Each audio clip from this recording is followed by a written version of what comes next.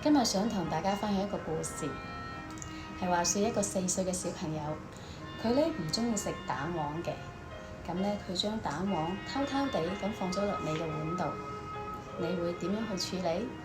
根據調查咧，一般分為3種嘅表現。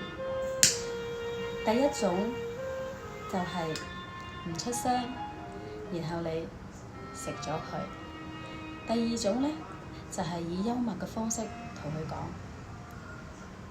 多謝晒。第3種方式就係好嚴肅咁同佢講，你自己唔食就俾我食，唔可以揀飲擇食。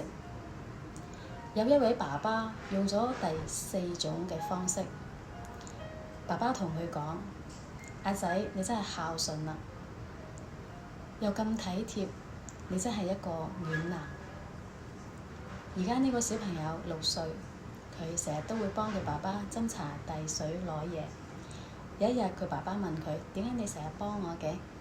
嗰個小朋友同佢爸爸講：因為我係一個孝順嘅小朋友，我體貼，而且係一個溫暖嘅人。你會用邊一種方式去處理呢？歡迎你留言，我係慧兒，關注我，祝你時來運轉，好運連連。